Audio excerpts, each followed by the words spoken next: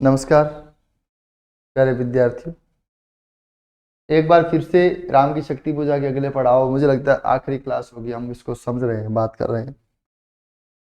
निशी हुई विगत, रात बीत गई। कविता की शुरुआत हुई थी रवि हुआ अस्त।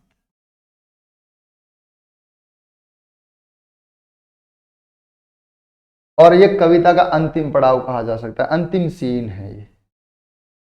निशी हुई विगत, इससे पहले आया था खिल गई सभा, उससे पहले आया था है अमा निशा, उससे पहले आया था लौटे युगदल, उससे पहले आया था रवि हुआ अस्त। रात बीतना एक संकेत है कि संकट टल रहा है। ऐसा कभी कभी लगता है, हमें काम करते करते लगता है कि अब सब सही होने वाला है, लेकिन एक झटका ऐसे भी लग जाता है, यहां भी लगेगा। जब लग रहा है कि रात बीत गई, सब ठीक हो रहा है, काम करते करते अब बस पहुंचे पहुंचे पहुंचे, तब एक झटका अचानक से लगता है।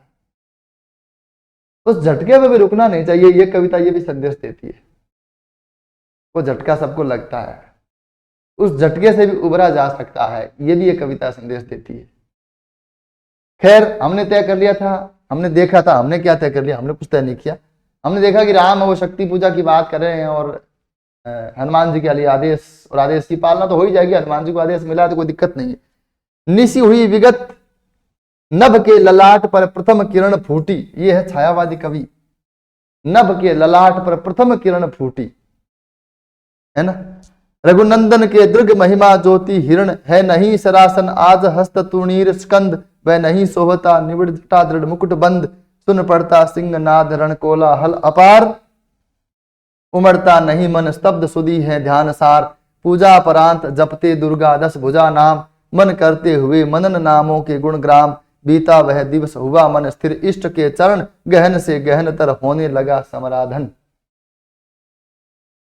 निशी हुई विगत, रात बीती, नभ के ललाट पर, आकाश के माथे पर प्रथम किरण फूटी, यानी रोशनी की पहली किरण दिखाई दी, सूर्य की पहली किरण दिखाई दी।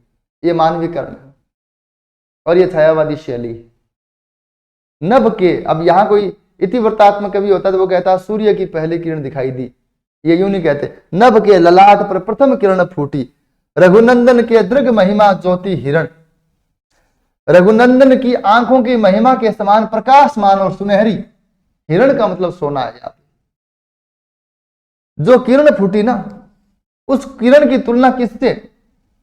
राम की आंखों की ज्योति से की गई है। देखो, राम की आंखों की ज्योति कैसी? सुनहरी। वैसी कैसी किरण फूटी? सुनहरी किरण फूटी।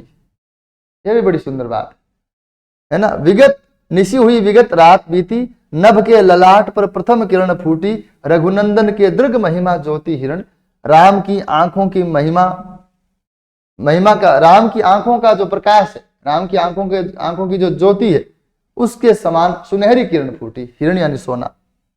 है नहीं सरासन आज धनुष नहीं है, हस्त यानी हाथ में, तुणीर तर्कस स्कंध कंधे पर, और कंधे पर तर्कस नहीं है, वह नहीं सोहता निविड़ जटा दृढ़ मुकुट बंद। राम जब युद्ध करने के लिए जाते थे तो जटाओं का मुकुट बांध लेते थे, लेकिन आज वह नहीं सोहता, वह नहीं शोभा देता है, निविड़ घना जटाओं का दृढ़ मजबूती से बंधा हुआ मुकुट के रूप में, बंद यानी बंधा हुआ, वह आज जटाओं का मुकुट के रूप में दृढ़ बंधन शोभा नहीं देता, यानी जटाएं आज खुली हुई है। सुन पड़ता सिंहनाद, सिंहनाद के दो अर्थ हो सकते हैं, कई अर्थ हो सकते हैं। सिंहनाद, एक तो मुझे लगता है कि यहां सिंहनाद का सीधा अर्थ तो यह है कि राम तो ध्यान में बैठ गए, लेकिन युद्ध तो बगल में चल रहा है, कोई दूर थोड़ी चल रहा है। तो युद्ध की जो वहां योद्धाओं की जो आवाज, हुंकार, वो उनको सुनाई पड़ रही है, क्योंकि आगे लिखा है रण कोलाहल अपार, युद्ध भूमि का अपार कोलाहल, वीरों का सिंहनाद, योद्धाओं का सिंहनाद सुनाई दे रहा है, चाहे समुद्र की गर्जना हो। राम भी चूंकि सिंह के रूप में शक्ति की आराधना कर रहे हैं, तो हो सकता है राम को अपनी ही नाद, अपनी ही आवाज सुनाई देती हो, लेकिन मुझे लगता है सीधा अर्थ रखेंगे तो ठीक रहेगा, ज्यादा बारीकी में जाने की जरूरत नहीं है। बहुत बारीकी में जा के भी परेशान हो जाते हैं कई बार, बहुत मीठा बाता नहीं। बहुत सूक्ष्म विवेचन है, उससे भी ऊब जाते हैं। कविता मैं तो बहुत जल्दी किसी एक कंडीशन से बोर हो जाता हूँ। राम की शक्ति पूजा से इसलिए नहीं होता कि बहुत बड़ी कविता नहीं, बहुत अगर लंबी कविता ऐसी हो तो बोर हो सकते। सुन पड़ता सिंह नाद रण कोलाहल अपार, युद्ध भूमि में योद्धाओं का सिंह नाद सुनाई दे रहा है और युद्ध भूमि का अपार कोलाहल सुनाई देता है।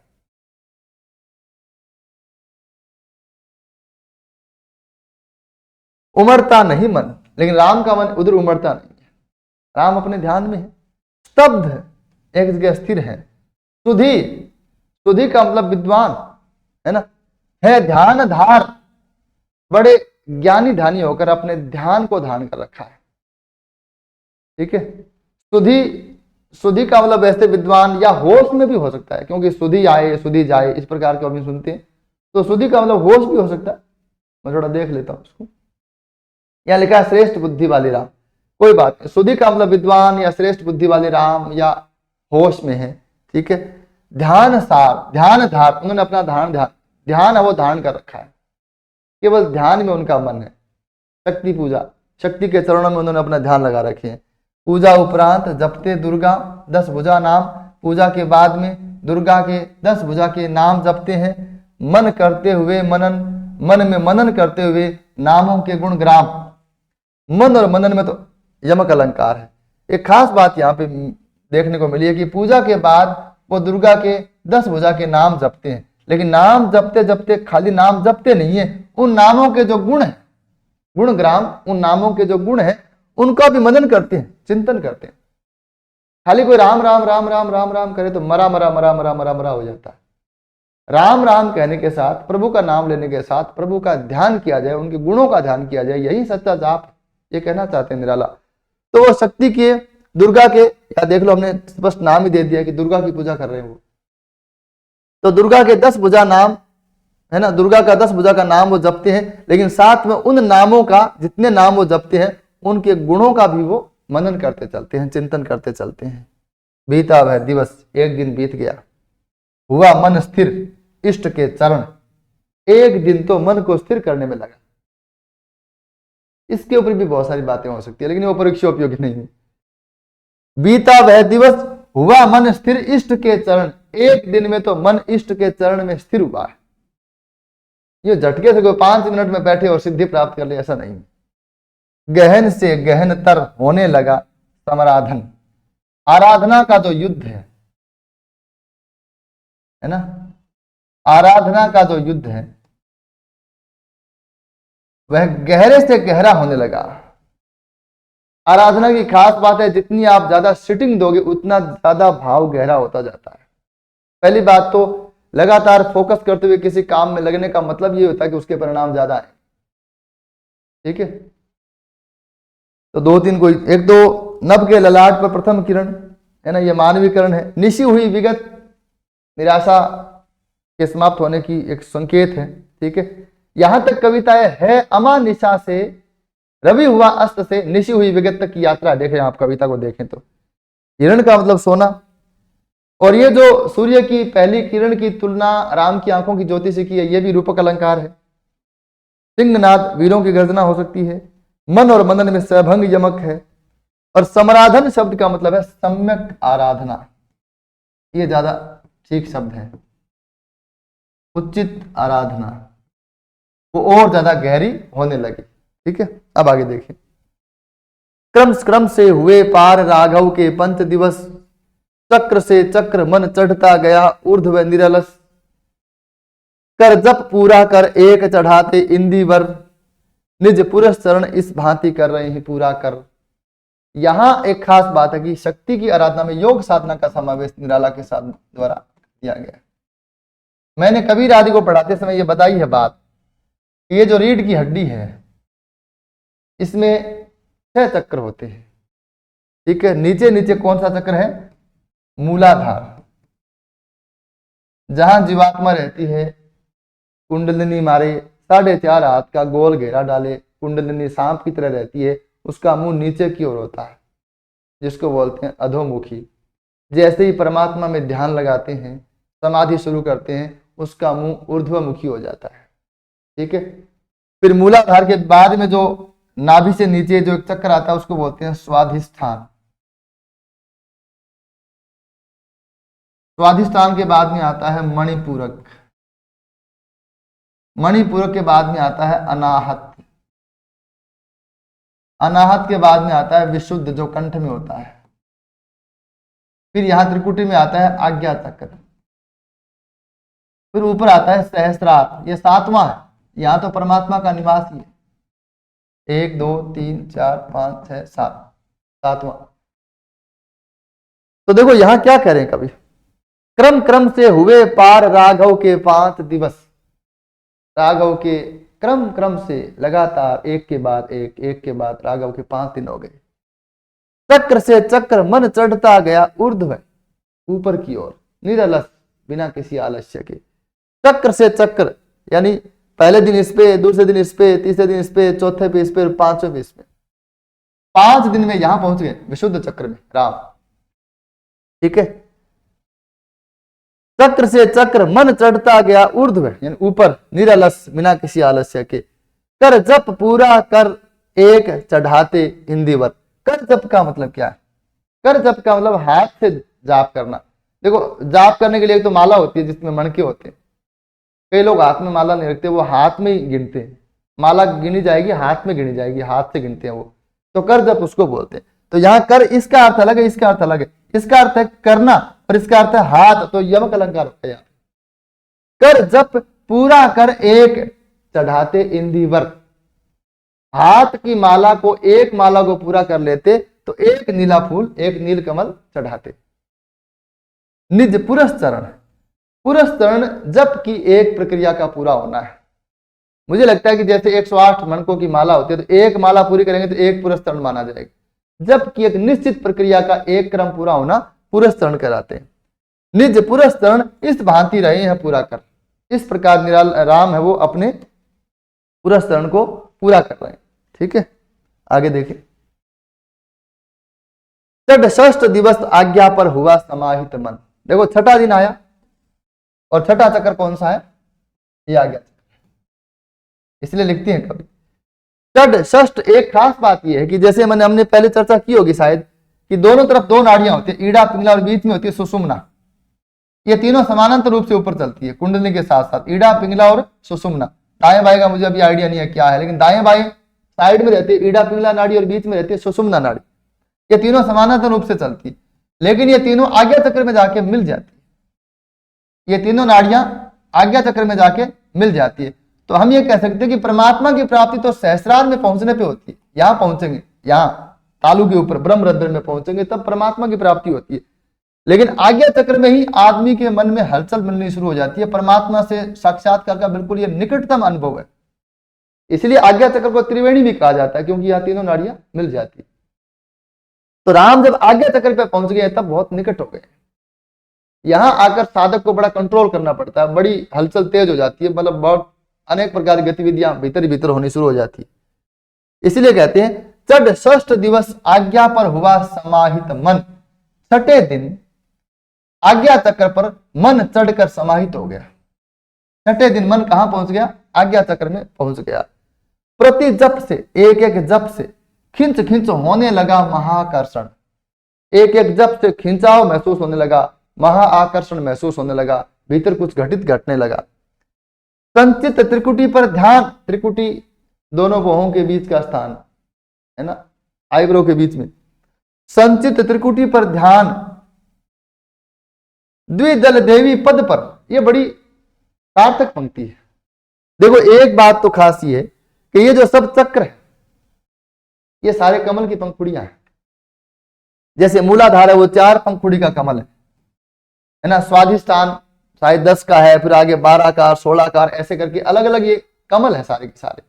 प्रत्येक चक्कर एक अपने आप में कमल है और निश्चित उसकी पंखुड़ियां हैं। कबीर के संदर्भ में मैंने बताया होगा, मैं तो भूल जाता हूं बार बार, और हमें याद रखने की उसको जरूरत भी नहीं है, लेकिन इतना निश्चित है कि प्रत्येक चक्र अपने आप में कमल है जिसमें कुछ निश्चित पंखुड़ियां, कोई 4 पंखुड़ी का कमल है, कोई 10 पंखुड़ी का है, कोई 12 पंखुड़ी का है, ये हजारों पंखुड़ी का, इसलिए इसको सहस्रार कहते हैं। ब्रह्मरंध्र है वो उल्टा कमल है, बाकी तो सबके मुंह यूं है, और ब्रह्मरंध्र है उसका यूं मुंह है, उल्टा कमल है, और इसमें हजारों पंखुड़ियां है। इसीलिए इसको बोलते हैं सहस्रार कमल। लेकिन ये जो आज्ञा चक्र है ना, इसमें 2 ही पंखुड़ियां हैं। आज्ञा चक्र में कितनी पंखुड़ियां हैं? 2। ठीक है। और देवी के चरण कितने हैं? 2। अभी राम का ध्यान कौन से चक्र में है? आज्ञा चक्र में। ये तो हमने देख लिया छठे में है। आज्ञा चक्र में पंखुड़ियां कितनी? 2। और देवी के चरण कितने? 2। राम का ध्यान देवी पर नहीं है, देवी के चरणों पर। एक बात में ध्यान देनी है, राम ने अपना पूरा ध्यान देवी पर नहीं लगा रखा, देवी के चरणों पर लगा रखा है। तो संचित त्रिकुटी पर ध्यान द्विदल देवी पद पर, द्विदल 2 पंखुड़ियों देवी पद पर, देवी के चरण रूपी 2 पंखुड़ियों पर त्रिकुटी में ध्यान संचित कर रखा। संचित त्रिकुटी पर ध्यान द्विदल देवी पद पर, राम ने अपना पूरा ध्यान त्रिकुटी में देवी के चरण रूपी 2 पंखुड़ियों पर संचित कर रखा है। राम ने अपना पूरा ध्यान त्रिकुटी में देवी के चरण रूपी 2 पंखुड़ियों पर संचित कर रखा है। मैं फिर से बोल रहा हूं, जप के स्वर लगा कांपने थर थर थर अंबर। और राम जो जप कर रहे हैं, उस जप के स्वर से आकाश भी थर थर थर थर कांपने लगा। इतनी एनर्जी राम ने प्राप्त कर ली है। कुंडलिनी या आत्मा है तो एनर्जी का खेल सारा का सारा। बहुत से लोग आपको मिल जाएंगे जो आपकी कुंडलिनी जागृत कर सकते, तो है तो ये ऊर्जा का खेल सारा का सारा। तो इनके जप से पूरा आकाश है वो कांपने लगा। 2 दिन निष्पंद एक आसन पर रहे राम, बिना हिले डुले राम केवल एक आसन पर रहे। आज्ञा चक्र को साधना सबसे मुश्किल काम है। यहां से अगर को कंट्रोल करके इससे पार हो जाए तो फिर परमात्मा से डायरेक्ट कनेक्शन हो जाता है, ऐसा साधक लोग मानते हैं। तो 2 दिन निष्पंद एक आसन पर रहे राम, बिना हिले डुले एक आसन पर रहे राम, अर्पित करते रहे इंदिवर जपते हुए नाम। इंदिवर देते रहे और नाम जपते रहे। द्विदल में रूप का अतिशोक्ति अलंकार है। अच्छा, यहां जो लिखा है कि खिंच खिंच होने लगा महाआकर्षण, इसको महाआकर्षण नाम इसलिए दिया गया क्योंकि यह सांसारिक आकर्षण से भिन्न है। हमने इसमें चर्चा की ना कि छठे दिन उनका आज्ञा चक्र में मन समाहित हो गया और आज्ञा चक्र में जाने के बाद में उनको महान आकर्षण होने लगा, एक खिंचाव महसूस होने लगा। वो जो महान आकर्षण है वो सांसारिक आकर्षण से भिन्न है, इसलिए इसका नाम दिया गया महाआकर्षण। ये मैंने कुछ नोट किया था। 8वां दिवस मन ध्यान युक्त चढ़ता ऊपर, कर गया अतिक्रम ब्रह्म हरि शंकर का स्तर, हो गया विजित ब्रह्मांड पूर्ण देवता स्तब्ध, हो गए दग्ध जीवन के तप के समारब्ध, रह गया एक इंदिवर मन देखता पार, प्रय करने को हुआ दुर्ग जो सहस्रार, द्विपहर रात्रि साकार हुई दुर्गा छिपकर, हंसकर उठा ले गई पूजा का प्रिय इंदिवर। एक झटका फिर यहां पे आया, एक मोड़, एक नाटकीय था फिर यहां कहानी में आती। 8वां दिवस, 8वां दिन है, मन ध्यान युक्त चढ़ता ऊपर। इसलिए 8 दिन के बाद में नवरात्रा को जो मतलब दुर्गा पूजा होती है, इस प्रकार की बात हमने मतलब बंगाल में भी है, अपने यहाँ भी। ये 8वां दिवस है, मन ध्यान युक्त चढ़ता ऊपर। ऊपर का मतलब क्या? सहस्रार की ओर चढ़ रहा है। कर गया अतिक्रम, देखो परमात्मा का निवास है ब्रह्म रंध्र में, उससे पहले की स्टेज पर ब्रह्मा विष्णु और शंकर का निवास आ जाता है। जो निर्गुण ब्रह्म है, जो आखिरी है, सबका हाईएस्ट लेवल की चीज है, उससे पहले इनका मकान आ जाता है। तो राम का मन है वो ब्रह्मा विष्णु और महेश के स्तर को तो पार कर गया। अतिक्रम का मतलब पार कर गया। तो कर गया अतिक्रम ब्रह्मा हरि शंकर का स्तर, राम के मन ने ब्रह्मा विष्णु और महेश के स्तर को पार कर लिया। हो गया विजित ब्रह्मांड, पूरा ब्रह्मांड अब जीत लिया गया है। अब रावण को जीतने की चिंता नहीं है। इतनी शक्ति, इतनी एनर्जी राम ने प्राप्त कर ली है साधना के माध्यम से कि पूरा ब्रह्मांड है वो विजित हो गया है। देवता स्तब्ध हमेशा ही होते, कोई भी कुछ भी करता है देवता स्तब्ध पहले होते, सबसे पहले उनको खतरा महसूस होता है। हो गए दग्ध जीवन के तप के समारब्ध। समारब्ध का मतलब होता है प्रारब्ध, यानी जितने भी कर्म हैं जीवन के वो सारे जल गए, नष्ट हो गए। भाई जितने भी कर्म, क्योंकि कर्मों का फल मिलता है, लेकिन सब कर्म ही नष्ट हो गए तो अब क्या फल, क्या परिणाम? अब प्योर आत्मा रह गए हैं राम। आज तक जितने कर्म किए सारे के कर्म, चाहे पिछले जन्मों के हों चाहे इस जन्म के, सारे कर्म जल गए। संत समाधि लगाते ना, संतों ने समाधि पे कितना जोर दिया। वो इसी कारण तो लगाते हैं कि सारे कर्म जल के नाश खाक हो जाते हैं।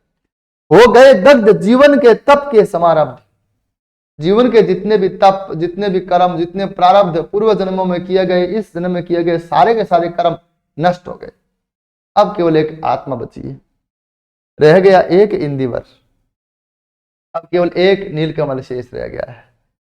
मन देखता पार, राम का मन देख रहा है कि पार हमारी मंजिल मौजूद है।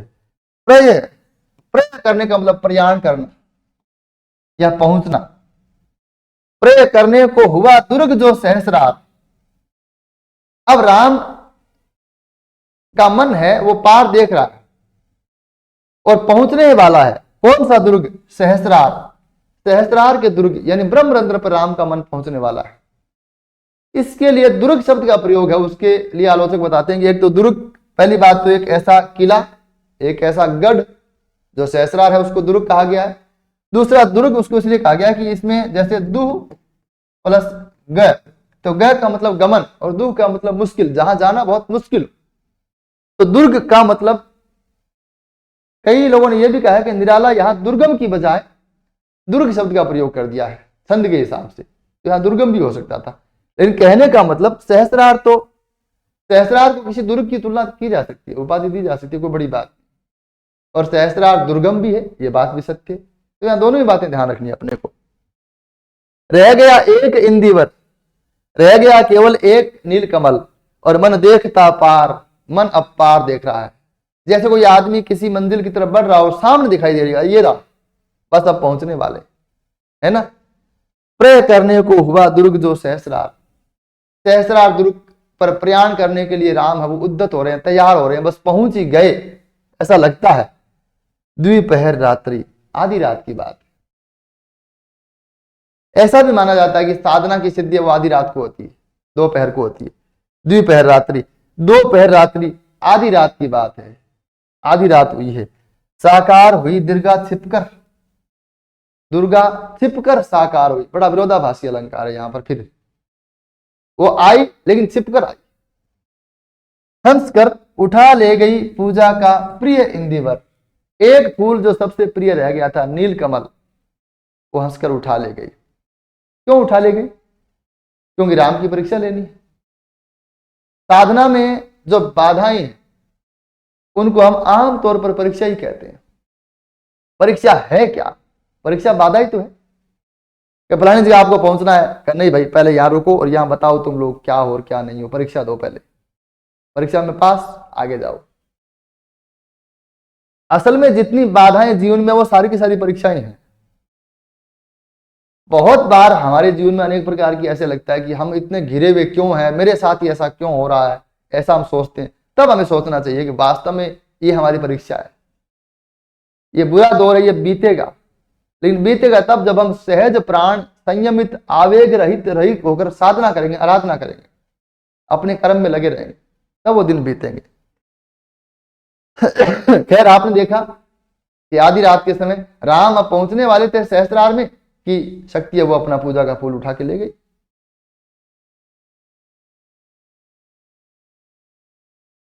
यहां इसमें लिखा है कि हो गए दग्ध जीवन के तप के समारब्ध। तो यहां साधना का महत्व बताया गया कि साधना से जीवन के तमाम कर्म वो नष्ट हो जाते हैं या अच्छे फल देने वाले हो जाते हैं। ठीक है। कर गया अतिक्रम ब्रह्मा हरिशंकर का स्तर, यहां अतिशोक्ति अलंकार बताया गया। यह अंतिम जप, राम को पता नहीं है शक्ति ऐसे फूल उठा के ले गई, नीलकमल उठा के ले गई। यह अंतिम जप ध्यान में देखते चरण युगल, राम ने बढ़ाया कर लेने को नीलकमल, कुछ लगा न हाथ हुआ सहसा स्थिर मन चंचल, ध्यान की भूमि से उतरे खोले पलक विमल, देखा वह रिक्त स्थान यह जप का पूर्ण समय, आसन छोड़ना असिद्धि भर गए नयन द्वय। फिर से राम के नेत्र भर गए। यह अंतिम जप, एक नीलकमल चढ़ाना शेष रहा है। ध्यान में देखते चरण युगल, दो चरणों को ध्यान में अपने देख रहे हैं, दो चरणों पर ध्यान फोकस कर रखा है, देवी के दो चरणों पर। राम ने बढ़ाया कर, हाथ बढ़ाया, लेने को नीलकमल, नीलकमल लेने के लिए, क्योंकि आंखें बंद कर करके चढ़ा रहे हैं वो, कुछ लगा ना हाथ लेकिन वहां कुछ था नहीं। हुआ सहसा स्थिर मन चंचल, जो अभी तक मन स्थिर था वह चंचल हो गया। ध्यान की भूमि से उतरे, ध्यान को छोड़ा, खोले पलक विमल, अपनी स्वच्छ पलकें खोली, देखा पाया वह रिक्त स्थान, वहां कोई फूल नहीं है, वहां कोई नीलकमल नहीं है। यह जप का पूर्ण समय, यह जप के पूर्ण होने का समय है। आसन छोड़ना सिद्धि, असफलता है, बीच में खड़े नहीं हो सकते। आसन छोड़ना असिद्धि, भर गए नयन द्वय, दो नेत्र फिर से भर गए कि देखो मेरे साथ ये क्या हो रहा है ना। मैंने इतनी कठोर साधना लगातार 8 दिन तक, कोई आम आदमी होता तो गुस्से में आके खड़ा होके है ना गालियां बकता, ये सब करता है ना, मरण न जामड़ू कि मैं कोई है ना ऐसी बात को कहता, पता नहीं क्या क्या कहता, लेकिन ये राम है।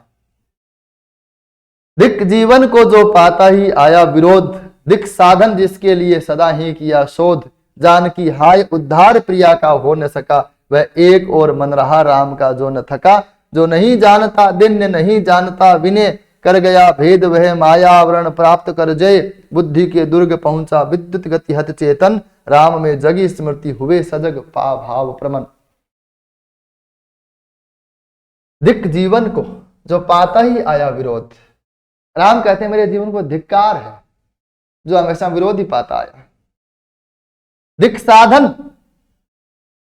और सुविधा चाहिए, जो भी चाहिए, साधन का मतलब है जीवन के लिए जो भी चाहिए उसके लिए सदा ही किया शोध, उसके लिए हमेशा प्रयत्न ही करना पड़ा है।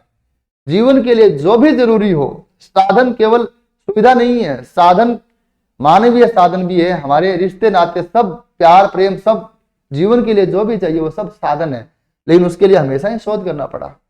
शोध का मतलब गहरी खोज भी, कभी आसानी से नहीं मिला, कभी सुलभता से नहीं मिला। बच्चा था तो मुझे वहां विश्वामित्र के पास भेज दिया गया, जाओ राक्षसों को मारो, है ना।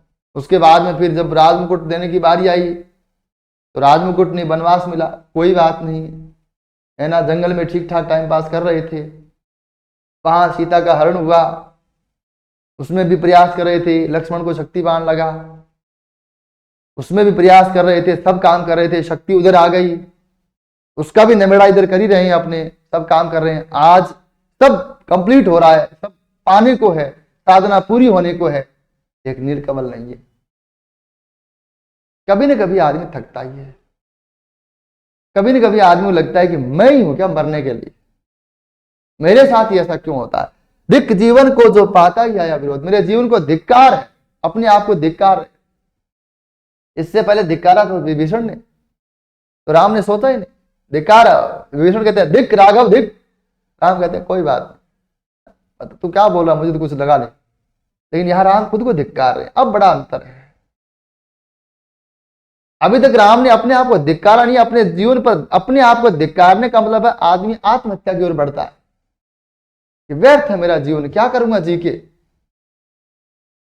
यह निराशा की सबसे गहरी और चरम सीमा है। यहां पर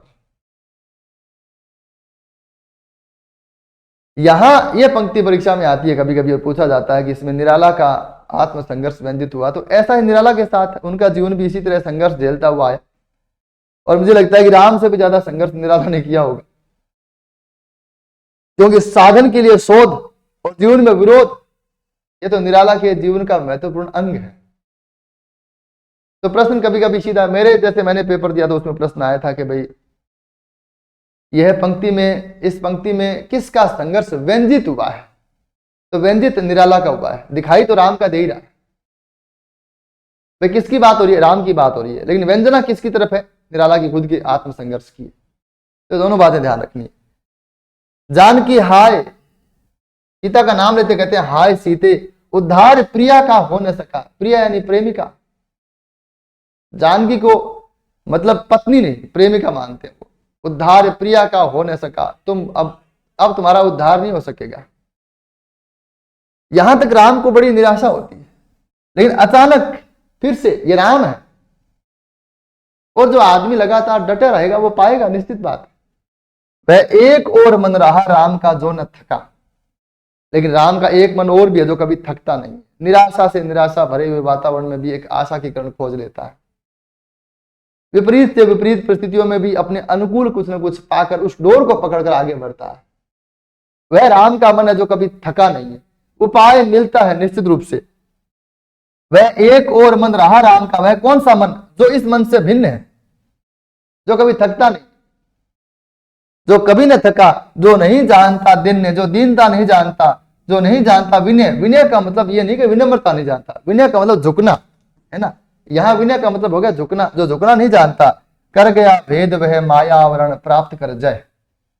कर गया भेद वह माया आवरण, यह जो फूल का न होना है तो माया का यह आवरण। वहां नीलकमल नहीं है, ये क्या है? माया का आवरण है। ये जादुई खेल है, ये शक्ति का खेल है। नीलकमल वो उठा ले गई, ये है तो माया छल है। ये तो मन, राम का जो मन, एक मन हुआ जो कभी थकता नहीं है, निराश नहीं होता है। अचानक से उस मन में एक चेतना जागी और उसने उस माया आवरण को पार कर लिया और समझ लिया कोई इनको गड़बड़ है। अचानक से अभी 3 पंक्तियों में आपने देखा इतनी निराशा, अपने जीवन को धिक्कारा, अपने आप को। हालांकि राम की चरित्र की एक खास हमने बात देखी कि वो इतना ज्यादा डाउन नहीं जाते, तो यहां भी नहीं गए। कृतिवासी रामायण में जैसे राम भावुक हो जाते हैं, है ना, जैसे कभी कभी कोई पात्र बिलखने लगता है, रोने लगता है, पछाड़ खाने लगता है, मुझे लगता है कोई बहुत औदात्य रचना नहीं होती तो यहां पर राम कम से कम आधे घंटे रोते तब जाके कथा आगे बढ़ती। लेकिन 3 पंक्तियों में राम की निराशा, फिर आगे अचानक से फिर कोई चढ़ाव, उतार के बाद में फिर से चढ़ाव। वह एक और मन रहा राम का जो न थका, जो नहीं जानता दैन्य, नहीं जानता विनय, जो विनम्रता, झुकना नहीं जानता। कर गया भेद वह माया आवरण, वह उस माया के आवरण को भेद गया, पार कर गया। भेदने का मतलब पार कर गया। वह मन राम का समझ गया कि ये माया का आवरण है, ये कोई बात है, ये कोई गड़बड़ है, ये अपनी परीक्षा ली जा रही है। प्राप्त कर जय, जीत गया वो मन। बुद्धि के दुर्ग पहुंचा विद्युत गति, हत चेतन, जो मन अभी चेतना से हत, चेतना से मरा हुआ था, चेतना से टूटा हुआ था, चेतना से घायल था, हत चेतन था, वो मन विद्युत की गति से बुद्धि के दुर्ग पहुंचा। इन 3 पंक्तियों में जो मन हत चेतन है, जो चेतना घायल है, वो अचानक से उस माया के आवरण को भेद कर विजय प्राप्त करती हुई बुद्धि के दुर्ग पहुंची विद्युत की गति से। हालांकि मन की तुलना विद्युत की गति से करना ठीक नहीं है, क्योंकि मन विद्युत की गति से बहुत ज्यादा आगे जाता है, बिजली की गति से वो बहुत आगे रहता है। ठीक है, फिर भी बुद्धि के दुर्ग पहुंचा विद्युत गति, यानी उनका मन बुद्धि के दुर्ग पहुंचा। बुद्धि के दुर्ग पहुंचने का मतलब है उनके मन में सोचा, विचार आया, चिंतन आया। मन बुद्धि के दुर्ग पहुंचने का मतलब क्या है? वहां कोई तर्क खोजा जाएगा, तर्क से समाधान होगा। राम में जगी स्मृति, राम को याद आया, हुए सजग, अचानक से सावधान हो गए। निराशा जाती रही, है ना, ये धिक्कार का भाव जाता रहा। हुए सजग, पा भाव प्रमन, प्रमन का मतलब सजग या प्रसन्न, एक सुंदर भाव पाकर सजग हो गए। राम को याद आ गया। क्या याद आया? यह है उपाय। कह उठे राम जो मंद्रित घन, कहती थी माता मुझे सदा राजीव नयन, 2 नील कमल हैं शेष अभी यह पुरस्चरण, पूरा करता हूं देकर माता एक नयन। यह है उपाय, यह उपाय है। कह, ऐसा कहकर राम ऐसे बोल उठे जैसे कोई घन बादल गर्जना कर रहा हो, मंद्रित घन, जैसे कोई बादल गर्जना करता हो। राम कहते हैं, कहती थी माता मुझे सदा राजीव नयन, माता मुझे हमेशा राजीव नयन कहती थी, यानी मेरे नेत्र कमल के समान है। तो 2 नील कमल हैं शेष अभी, मेरे पास अभी भी 2 नील कमल शेष है, मेरी आंखें। यह पुरस्चरण, यह जप का एक चक्र पूरा करता हूं, पूरा करूंगा देकर देकर हे माता एक नयन, एक नेत्र इस ये चढ़ा देता हूं। तो मेरे पास 2 नेत्र अभी भी शेष पड़े। अब थोड़ा रुक के विचार करेंगे, बात तो आगे है ना। एक तो जो हमने पहली पंक्ति में पढ़ी है कि वह एक और मन रहा राम का जो न थका। मुझे लगता है कि पूरी की पूरी राम की शक्ति पूजा है, उसकी ये मूल प्रेरणा है। क्योंकि शक्ति पूजा का अंतिम लक्ष्य जीवन में शक्ति का संचार करना है, जीवन में आशा का संचार करना है। निराला अपने जीवन में आशा का संचार करना चाहते हैं, निराला देश भर के लोगों के जीवन में आशा का संचार करना चाहते हैं। प्रत्येक पाठक अपने मन में उम्मीद का, शक्ति का संचार कर सकता है इस कविता को पढ़कर। तो ये पंक्ति उसकी मूल है, ये उसका बीज है। दूसरा, दिक जीवन जो पाता ही आया विरोध, दिक साधन जिसके लिए सदा ही किया शोध। राम और निराला पर पूरी तरह से बराबर लागू होती है पंक्तियां। ठीक है। बुद्धि के दूर पहुंचना, यह भी एक रूपक अलंकार माना जा सकता है। ठीक है। यह है उपाय, यह है उपाय कह उठे राम जो मंद्रित घन। राम ऐसे बोल उठे जैसे कोई बादल गर्जना करता हो। फिर राम कहते हैं, कहती थी माता मुझे सदा राजीव नयन। माता मुझे हमेशा राजीव नयन कहती थी। राजीव नयन का मतलब ऐसा लड़का जिसके नेत्र कमल के समान हो। तो मेरे नेत्र कमल के समान है ही। तो 2 नील कमल हैं शेष अभी, 2 नील कमल अभी भी मेरे पास शेष है। यह पुरस्चरण, यह जप का एक चक्र पूरा करता हूं देकर माता एक नयन। दोनों में से एक नेत्र देकर आपका पुरस्चरण पूरा कर दूंगा। एक आलोचक ने कहा कि यहां निराला ने गलती की है, क्योंकि राजीव लाल रंग का कमल होता है और इंदिवर नीले रंग का कमल है। तो चढ़ाने थे नील कमल, चढ़ा रहे हैं लाल कमल। तो मुझे लगता है कि, है ना, जैसे उन्होंने कहा कहती थी माता मुझे सदा राजीव नयन, है ना, फिर वो कहते हैं 2 नील कमल हैं शेष अभी मेरे पास। तो जो नील कमल नहीं है वो लाल कमल है। लेकिन मुझे लगता है इतनी बड़ी छोटी बात और इतना बारीक नहीं पीसना चाहिए। इतना नानो का तो ठीक हो नहीं ना भाई। आंख ही चढ़ा रहा है तो कौन देखेगा लाल है नीली है, कैसा कमल है। इससे ज्यादा खतरनाक तो और बात क्या होगी। ऐसा कहकर देखा तुणीर ब्रह्मशर। तुणीर यानी तर्कस में, ब्रह्मशर ब्रह्म बाण, शर का मतलब क्या है बाण। तो ब्रह्म बाण का नाम है ब्रह्म। रहा झलक, ऐसा कहकर राम देखा। तो तर्कस तो पास ही पड़ा, तर्कस को दूर थोड़ी पड़ा, राम का तर्कस तो वही पड़ा। तो तर्कस में देखा वहां एक बाण पड़ा है जिसका नाम है ब्रह्म बाण। रहा झलक, दिखाई देता है। ले लिया हस्त, राम ने उसको हाथ में ले लिया। इंतजार किस बात का, अभी तो काम कंप्लीट करना है। लक लक करता वह महाफलक। फलक तीर के आगे नुकीले हिस्से को कहते हैं, और आगे का जो नुकीला हिस्सा है वो अपनी आभा के कारण चमक रहा है, इसलिए लिखा है लक लक करता वह महाफलक। वह ब्रह्म बाण का जो महाफलक आगे का हिस्सा है वह लक लक करता हुआ चमक रहा था। ले अस्त्र वाम कर, लेकर अस्त्र यानी तीर, वाम कर बाएं हाथ में, कर मैंने हाथ में, बाएं हाथ में क्या ले लिया, अस्त्र ले लिया। और दक्षिण कर, दक्षिण लोचन, बाएं हाथ में क्या ले लिया, अस्त्र।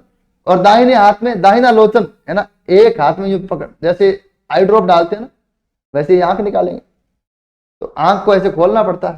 तो देखो क्या क्या कैसे लिया।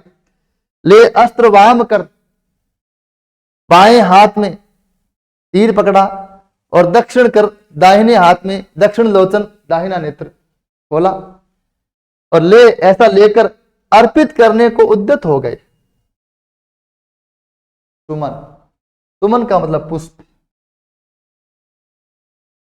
अर्पित करने को उद्यत हो गए सुमन। इस प्रकार से ये पुष्प अर्पित करने के लिए तैयार हो गए।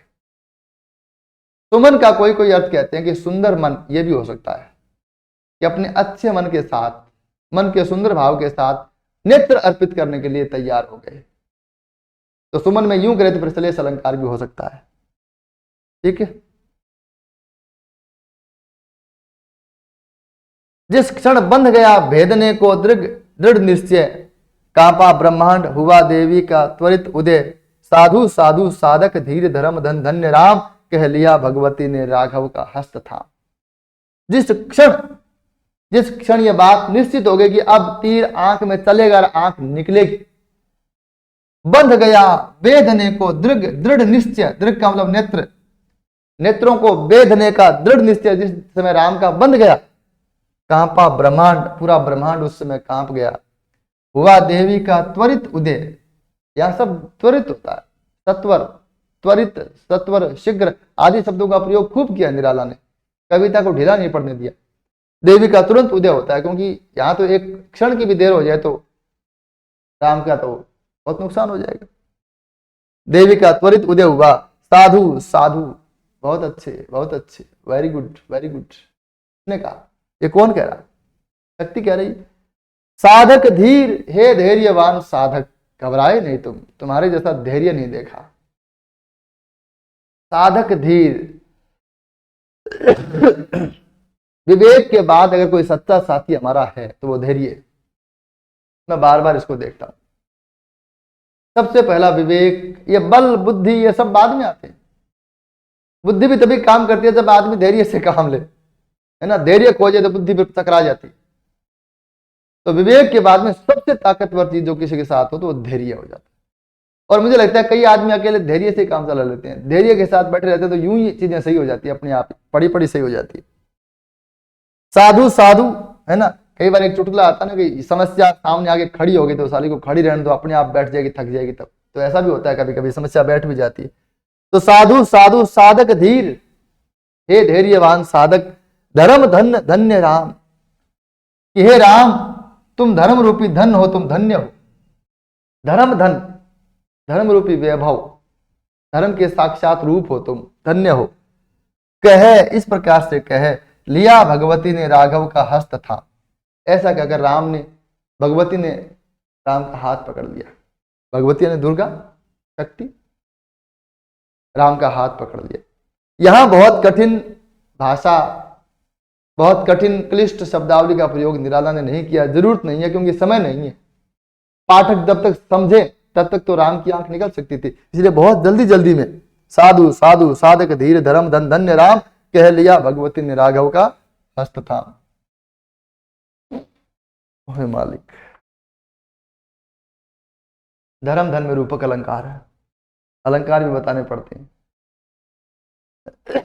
देखा राम ने सामने श्री दुर्गा भास्वर, वाम पद असुर सकंध पर रहा, दक्षिण हरि पर ज्योतिर्मय रूप, हस्त दस विविध अस्त्र सज्जित, मंद स्मित मुख लख हुई विश्व की श्री लज्जित, है दक्षिण भाग में लक्ष्मी सरस्वती, वाम भाग दक्षिण गणेश कार्तिक, बाएं रण रंग राग, मस्तक पर शंकर, पद्म पद्मों पर श्रद्धा भर, श्री राघव हुए प्रणत, मंद स्वर वंदन कर। सामने देखा राम ने दुर्गा खड़ी है, कैसी?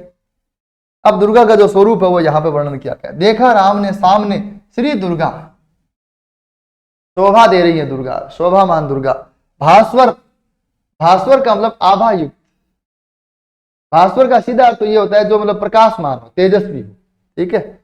वाम पद असुर स्कंद पर, बायां पैर राक्षस के कंधे पर है, रहा दक्षिण हरि पर, और दाहिना पैर शेर पर। अब आपको ये याद करना है कौन सा पैर कहाँ है, ये सब आपके परीक्षा में पूछा जा सकता है, या मेरा काम तो कम है, आपका ज्यादा है।